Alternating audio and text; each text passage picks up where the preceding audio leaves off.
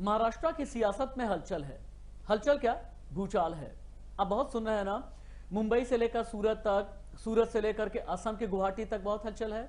कोई सरकार बनाना चाहता है, कोई सरकार गिराना चाहता है और कोई सरकार का खेल बिगाड़ना चाहता है। लेकिन एक जमाना ऐसा भी रहा जब सरकार बचाने के लिए, सरकार बनाने के लिए और सरकार का इकबाल बुलंद रखने के लिए एक वोट की जरूरत थी। लेकिन अटल बिहारी वाजपेयी जो हमारे देश के पूर्व प्रधानमंत्री रहे हैं, उन्होंने कोई समझौता किया ही नहीं, कोई कॉम्प्रोमाइज किया ही नहीं। आज की तारीख में तो विधायक का कॉम्प्रोमाइज हो रहा है, कोई सांसद को कॉम्प्रोमाइज करने में लगा है। कभी एमपी की कहानी होती है, कभी राजस्थान की होती है, कभी गोवा की होती है, अब महाराष्ट्र की है। लेकिन आपको मैं थोड़ा सा पीछे लेकर के चलता हूं, लगभग 23 साल पीछे।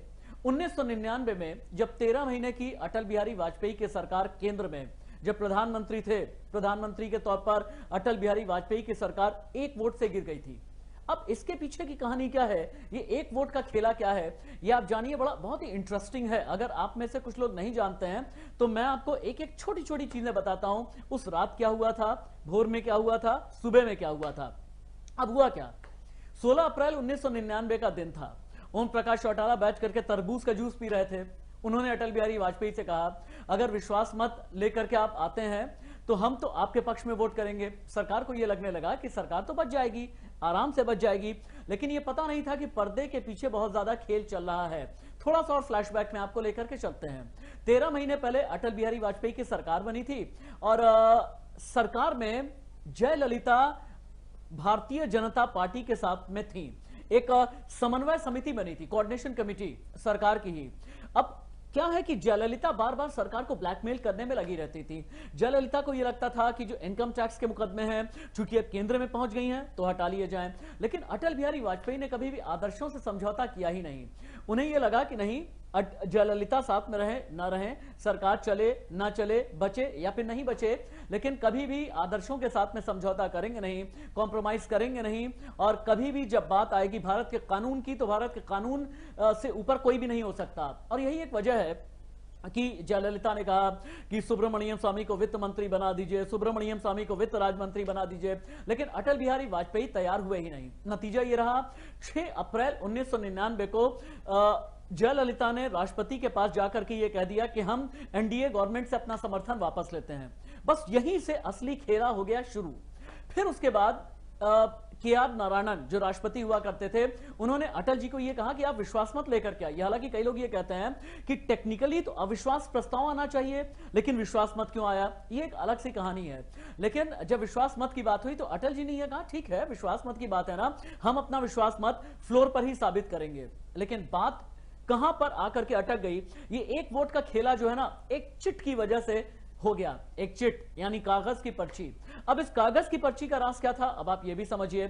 16 अप्रैल 1999 के दिन विश्वास मत जब साबित करना था, हासिल करना था अटल बिहारी वाजपेयी को, लोकसभा के पटल पर जो लोकसभा के सेक्रेटरी जनरल हैं एस गोपालन, उनके पास में एक चिट आती है। चिट को खोल करके यूं ऐसे करके देखते हैं एस गोपालन, चिट को बंद करते हैं और जो उनके सेक्रेटरी और बाकी जो कर्मचारी थे उन्हें देते हैं, कहते हैं इसे टाइप करके लेकर के आओ।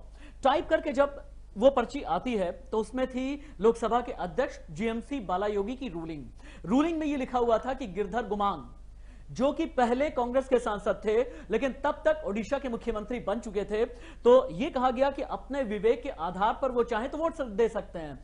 फरवरी 1999 में जबकि मुख्यमंत्री बन चुके थे गिरधर गुमांग, लेकिन गिरधर गुमांग ने तब तक लोकसभा के सदस्य यानी एमपी के तौर पर इस्तीफा नहीं दिया था, यानी एमपी भी तब थे। जीएमसी बालायोगी ने अपनी रूलिंग में यह कहा कि अपने विवेकाधिकार का इस्तेमाल करें और आप चाहें तो अटल बिहारी वाजपेयी के पक्ष में वोट दे सकते हैं, आप चाहें तो विपक्ष में वोट दे सकते हैं।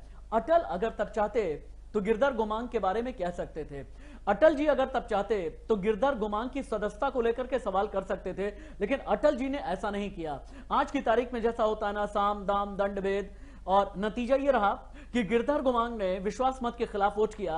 अटल बिहारी वाजपेयी के पक्ष में 269 वोट पड़े, अटल बिहारी वाजपेयी के खिलाफ 270 वोट पड़े और एक वोट से सरकार गिर गई। एक वोट का खेला करने के पीछे सैफुद्दीन सोज भी थे।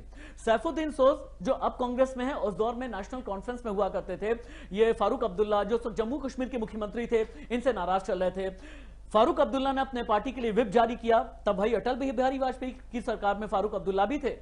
तो फारूक अब्दुल्ला ने यह कहा कि सैफुद्दीन सोज जी और जितने भी नेशनल कॉन्फ्रेंस के नेता हैं वो सब अटल बिहारी वाजपेयी के पक्ष में वोट करेंगे, लेकिन सैफुद्दीन सोज नाराज थे उमर अब्दुल्ला से और फारूक अब्दुल्ला से, क्योंकि कुछ लोगों को हज पर भेजना था, फारूक अब्दुल्ला ने नहीं भेजा।